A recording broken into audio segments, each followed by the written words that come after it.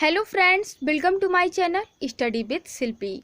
Friends, हम लोग UGC NET exam के second paper geography, PGT geography and all upcoming geography exams की तैयारी कर रहे हैं। फ्रेंड्स, हम लोग ज्योग्राफी में ज्योग्राफिकल थॉट यानी भौगोलिक चिंतन को पढ़ रहे हैं और आज हम भौगोलिक चिंतन में जर्मन भूगोलवेत्ता कार्ल रिटर के बारे में पढ़ेंगे, जो कि एग्जाम के पॉइंट ऑफ व्यू से बहुत इंपॉर्टेंट है। ओके फ्रेंड्स, तो आइए शुरू करते हैं। जर्मन भूगोलवेत्ता कार्ल रिटर। आगे है फ्रेंड्स, कार्ल रिटर जिनका जन्म 1779 और मृत्यु 1859 में हुई, जर्मनी के महान भूगोलवेत्ता और हम्बोल्ट के समकालीन थे। हम्बोल्ट के साथ कार्ल रिटर को भी आधुनिक भूगोल का संस्थापक माना जाता है। रिटर बर्लिन विश्वविद्यालय में भूगोल के प्रोफेसर थे और अर्धकुंडे नामक प्रतिष्ठित ग्रंथमाला प्रकाशित किया था, जिसने भौगोलिक अध्ययन को अत्यंत उच्च स्तर पर पहुंचा दिया था। उन्होंने भूगोल के विकास में चिरस्मरणीय और अत्यंत महत्वपूर्ण योगदान दिया और भौगोलिक अध्ययन को एक नई दिशा प्रदान की। हम्बोल्ट और रिटर दोनों एक दूसरे की रचनाओं के प्रशंसक और मित्र थे। भौगोलिक चिंतन के इतिहासकार हम्बोल्ट और दोनों विद्वानों के भौगोलिक दृष्टिकोणों और अध्ययन विधियों को एक दूसरे का पूरक मानते हुए उन्हें आधुनिक भूगोल का युगल संस्थापक मानते हैं। यानी फ्रेंड्स, जो कार्ल रिटर हैं, जिनका जन्म 1779 और मृत्यु 1859 में हुई थी, हम्बोल्ट के समकालीन थे। इसके अलावा फ्रेंड्स, आपको याद होगा कि हम्बोल्ट की भी मृत्यु 1859 में ही हुई थी। आगे फ्रेंड्स, हम्बोल्ट के साथ साथ कार्ल रिटर को भी आधुनिक भूगोल का संस्थापक माना जाता है। फ्रेंड्स, ये एक इम्पॉर्टेंट पॉइंट है और आपको इसे याद रखना है कि हम्बोल्ट के साथ साथ कार्ल रिटर को भी आधुनिक भूगोल का संस्थापक माना जाता है। और फ्रेंड्स, जो रिटर थे वो बर्लिन विश्वविद्यालय में भूगोल के प्रोफेसर थे और उन्होंने अर्धकुंडे नामक ग्रंथ की रचना की थी। फ्रेंड्स, ये जो अर्धकुंडे है ये बहुत ही इम्पॉर्टेंट रचना है, क्योंकि ये एग्जाम में कई बार पूछी जा चुकी है। तो आपको याद रखना है कि अर्धकुंडे नामक ग्रंथ की रचना कार्ल रिटर ने की थी, जिसकी वजह से भौगोलिक अध्ययन को अत्यंत उच्च स्तर प्राप्त हुआ था।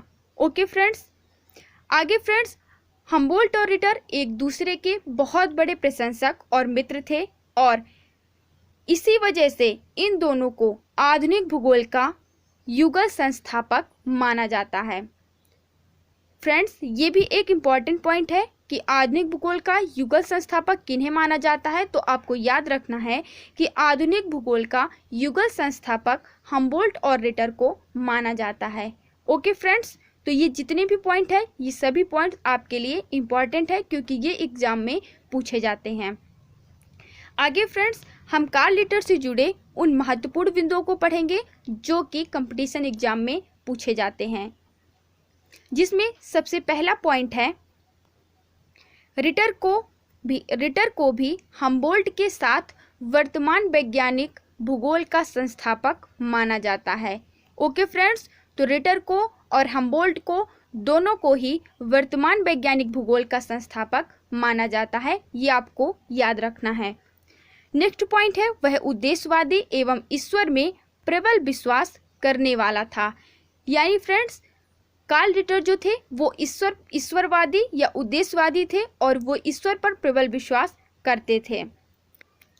नेक्स्ट पॉइंट है उसे आर्मचेयर भूगोलवेत्ता कहा जाता है। फ्रेंड्स, ये एक इम्पॉर्टेंट पॉइंट है कि कार्ल रिटर को आर्मचेयर भूगोलवेत्ता कहा जाता है। आपको इस पॉइंट को याद रखना है। ओके फ्रेंड्स, नेक्स्ट पॉइंट है रिटर ने विविधता में एकता यानी यूनिटी इन डाइवर्सिटी के विचार को विकसित किया था। फ्रेंड्स, ये भी बहुत इंपॉर्टेंट पॉइंट है कि यूनिटी इन डाइवर्सिटी के विचार को किसने विकसित किया था। तो आपको याद रखना है यूनिटी इन डाइवर्सिटी यानी विविधता में एकता के विचार को कार्ल रिटर ने विकसित किया था। ओके फ्रेंड्स, नेक्स्ट पॉइंट है रिटर ने भूगोल को अर्धकुंडे अर्थात भूविज्ञान माना। फ्रेंड्स, ये वेरी इंपॉर्टेंट पॉइंट है कि भूगोल को रिटर ने अर्धकुंडे माना था, जिसका अर्थ होता है भूविज्ञान। अर्धकुंडे कई बार एग्जाम में पूछी जा चुकी है, तो आपको ये याद रखना है कि रिटर ने अर्धकुंडे शब्द का प्रयोग किया था। ओके फ्रेंड्स, नेक्स्ट पॉइंट है, रिटर के भौगोलिक अध्ययन की पद्धति को निगमनात्मक पद्धति यानी डिडक्टिव मेथड कहा जा सकता है। निगमनात्मक पद्धति यानी फ्रेंड्स सामान्य से विशिष्ट की ओर, या फिर कह सकते हैं सूक्ष्म से स्थूल की ओर। यानी फ्रेंड्स पहले छोटी छोटी चीज़ों का अध्ययन किया जाता है निगमनात्मक पद्धति में, और फिर बड़ी चीज़ों का अध्ययन किया जाता है। ओके फ्रेंड्स, तो जो रिटर है उनके भौगोलिक अध्ययन की पद्धति को निगमनात्मक पद्धति कहा जा सकता है।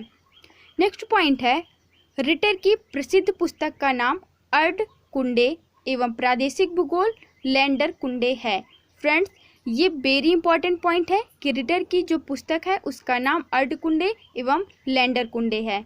ओके फ्रेंड्स, तो आपको इसे याद रखना है।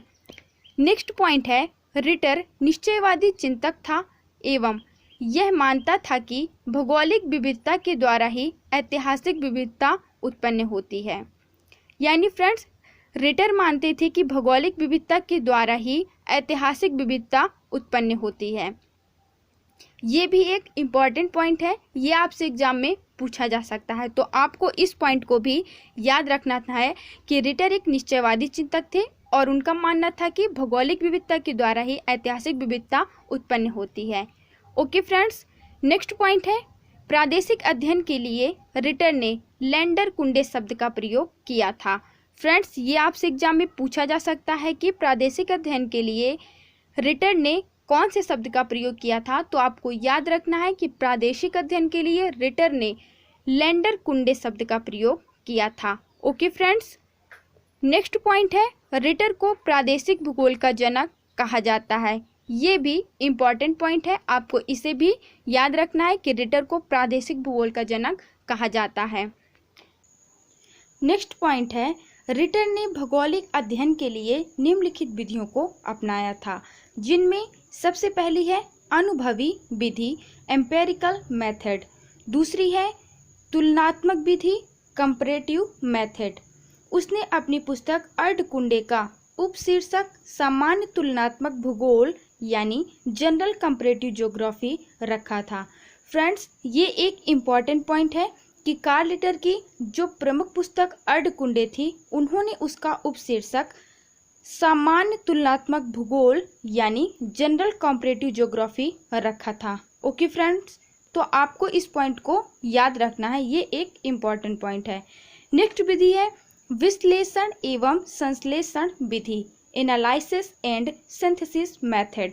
ओके फ्रेंड्स, नेक्स्ट है मानचित्रण विधि, कार्टोग्राफिकल मेथड।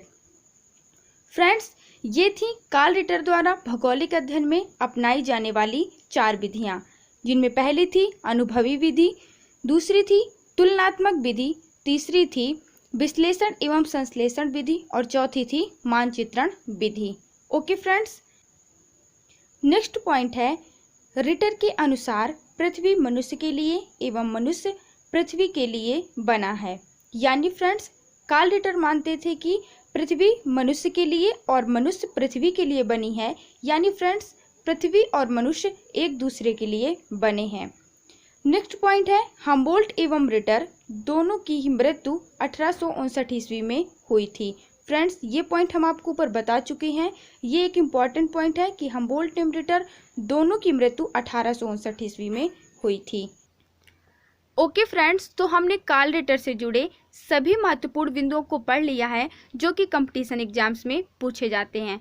फ्रेंड्स हम अपनी अगले वीडियो में हम्बोल्ट एवं कार्ल रिटर में क्या समानताएं हैं क्या असमानताएं हैं ये पढ़ेंगे। तो फ्रेंड्स मिलते हैं हमारी नेक्स्ट वीडियो में। फ्रेंड्स अगर आपको ये वीडियो पसंद आया हो तो वीडियो को लाइक करें, शेयर करें और चैनल को सब्सक्राइब करें। Thank you for watching this video.